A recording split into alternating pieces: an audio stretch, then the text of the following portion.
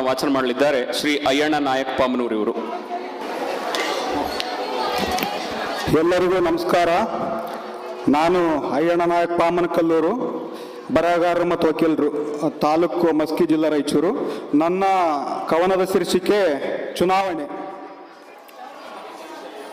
ಚುನಾವಣೆ ಬಂತಣ್ಣ, ಚುನಾವಣೆ ಬಂತು, ಎಲ್ಲೆಂದರಲ್ಲಿ ಸರಾಯಿ ಬಾಟಲಿಗಳ ಸದ್ದನ್ನು ತಂತು.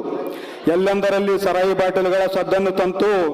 ಕೈ ಮುಗಿದು ಕಾಲಿಗೆ ಬಿದ್ದು ಹಂಚಲು ತಂದರು ಬಾಟಲಿಗಳನ್ನ. ಕೈ ಮುಗಿದು ಕಾಲಿಗೆ ಬಿದ್ದು ಹಂಚಲು ತಂದರು ಬಾಟಲಿಗಳನ್ನ. ಕುಡುಕರಿಗೆ ಕೈಕಾಲು ಬಿದ್ದು ಕೊಡುವರು ಬಾಟಲಿಗಳನ್ನ. ಕುಡುಕರಿಗೆ ಕೈಕಾಲು ಬಿದ್ದು ಕೊಡುವರು ಬಾಟಲಿಗಳನ್ನ. ಚುನಾವಣೆ ಬಂತಣ್ಣ, ಚುನಾವಣೆ ಬಂತು, ಹೆಣ್ಣು ಮಕ್ಕಳಿಗೆ ಹಂಚಲು ತಂದರು ಸೀರೆಗಳನ್ನ. ಹೆಣ್ಣು ಮಕ್ಕಳಿಗೆ ಹಂಚಲು ತಂದರು ಸೀರೆಗಳನ್ನ. ಕೈಕಾಲು ಬಿದ್ದು ಮನೆ ಮನೆಗೆ ಹಂಚುವರು ಸೀರೆಗಳನ್ನ.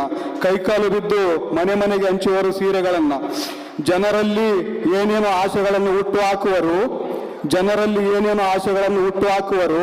ಕೈ ಮುಗಿದು ಅವರ ಓಟುಗಳನ್ನು ಕೇಳುವರು. ಕೈ ಮುಗಿದು ಅವರ ಓಟುಗಳನ್ನು ಕೇಳುವರು. ಚುನಾವಣೆ ಬಂತಣ್ಣ, ಚುನಾವಣೆ ಬಂತು, ಎಚ್ಚರಗೊಳ್ಳಿರಿ ಓ ಪ್ರಜ್ಞಾವಂತ ನಾಗರಿಕರೇ. ಎಚ್ಚರಗೊಳ್ಳಿರಿ ಓ ಪ್ರಜ್ಞಾವಂತ ನಾಗರಿಕರೇ. ಇವರು ನಿಮ್ಮಲ್ಲಿ ಏನೇನೋ ಆಶೆಗಳನ್ನು ಹುಟ್ಟುಹಾಕಿ, ಇವರು ನಿಮ್ಮಲ್ಲಿ ಏನೇನೋ ಆಶೆಗಳನ್ನು ಹುಟ್ಟುಹಾಕಿ ಅಧಿಕಾರ ಪಡೆದುಕೊಳ್ಳಲು ಮಾಡುವ ಕುತಂತ್ರವಿದು. ಅಧಿಕಾರ ಪಡೆದುಕೊಳ್ಳಲು ಮಾಡುವ ಕುತಂತ್ರವಿದು. ಚುನಾವಣೆ ಬಂತಣ್ಣ, ಚುನಾವಣೆ ಬಂತು, ಒಂದು ಕ್ಷಣ ಯೋಚಿಸಿ ನೀಡಿರಿ ನಿಮ್ಮ ಮತ. ಒಂದು ಕ್ಷಣ ಯೋಚಿಸಿ ನೀಡಿರಿ ನಿಮ್ಮ ಮತ. ನಿಮ್ಮ ಒಂದೊಂದು ಓಟಿನಲ್ಲಿ ನಮ್ಮ ದೇಶದ ಭವಿಷ್ಯವಿದೆ. ನಿಮ್ಮ ಒಂದೊಂದು ಓಟಿನಲ್ಲಿ ನಮ್ಮ ದೇಶದ ಭವಿಷ್ಯವಿದೆ.